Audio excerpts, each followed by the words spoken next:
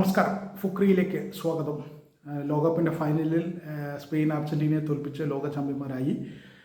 ഫൈനലിൻ്റെ ഒരു കണക്കെടുക്കുകയാണെങ്കിൽ അർജൻറ്റീന തീർത്തും മങ്ങിപ്പോയതിൻ്റെ ഒരു കാഴ്ചയാണ് കാണാനാവുക. സ്പെയിൻ പുലർത്തിയ ഏകാധിപത്യം എന്ന് തന്നെ വേണമെങ്കിൽ പറയാം.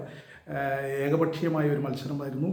അതിൻ്റെ ഒരു കണക്കെടുപ്പ് നമുക്ക് നോക്കിക്കഴിഞ്ഞാൽ ഷോട്ട്സിൻ്റെ കാര്യത്തിൽ 20 ഷോട്ട്സാണ് സ്പെയിൻ അടിച്ചത്.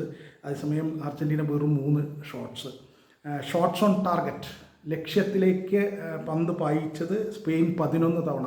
അർജൻറ്റീനയുടെ ഭാഗത്തു നിന്ന് ഒരൊറ്റ ഷോട്ട് പോലും ഉണ്ടായിട്ടില്ല. ഷോട്ട്സ് ഓൺ ടാർഗറ്റ് ഒറ്റൊന്ന് പോലും ഉണ്ടായിട്ടില്ല.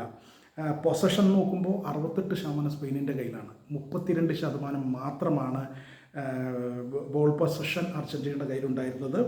പാസസ് ഏതാണ്ട് ഇരട്ടിയോളം പാസുകളാണ് അർജൻറ്റീനയേക്കാൾ സ്പെയിൻ നടത്തിയിരിക്കുന്നത്. സ്പെയിൻ 803 പാസുകളാണ് നടത്തിയത്, അർജൻറ്റീന വെറും 445 പാസുകളാണ്.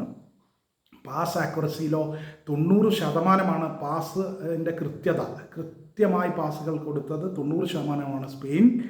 അതേസമയം പാസിൻ്റെ കൃത്യതയിൽ അർജൻറ്റീനയ്ക്ക് വെറും 78% മാത്രമേ ഉള്ളൂ എന്നുള്ളത് കൂടി നമ്മൾ കാണണം. ഫൗളുകളുടെ കാര്യത്തിൽ അർജൻറ്റീന മുന്നിലാണ്, 24 ഫൗളുകൾ, സ്പെയിൻ 21 ഫൗളുകൾ. യെല്ലോ കാർഡ് നോക്കിയാലോ, മഞ്ഞക്കാർഡുകൾ അർജൻറ്റീനയ്ക്ക് 5 മഞ്ഞക്കാർഡാണ്. അതിലൊന്ന് എൻസോ ഫെർണാണ്ടസ് 2 മഞ്ഞക്കാർഡ് വാങ്ങി ചുവപ്പ് കാർഡും കണ്ട് പുറത്തുപോയി. എക്സ്ട്രാ ടൈമിൽ 10 പേരിലേക്ക് ചുരുങ്ങിപ്പോയിരുന്നു അർജൻറ്റീന. അത് അവരുടെ തോൽവിയിൽ വലിയൊരു പ്രധാനപ്പെട്ട കാരണമാണ്. ചുവപ്പ് കാർഡ് 1 എൻസോ ഫെർണാണ്ടസിന് കിട്ടി. ഓഫ് സൈഡുകൾ 4 സ്പെയിനും 1 അർജൻറ്റീനയുമാണ്. കോർണർ കിക്കുകൾ എടുത്താൽ, ഒരു കളിയിലെ ആധിപത്യത്തിൻ്റെ കണക്കാണ് ഈ കോർണർ കിക്ക്. ആ കോർണർ കിക്കിൻ്റെ കാര്യം എടുത്താൽ 9 കോർണർ കിക്ക് സ്പെയിനിന് കിട്ടിയിട്ടുണ്ട് ഒരൊറ്റ മത്സരത്തിൽ.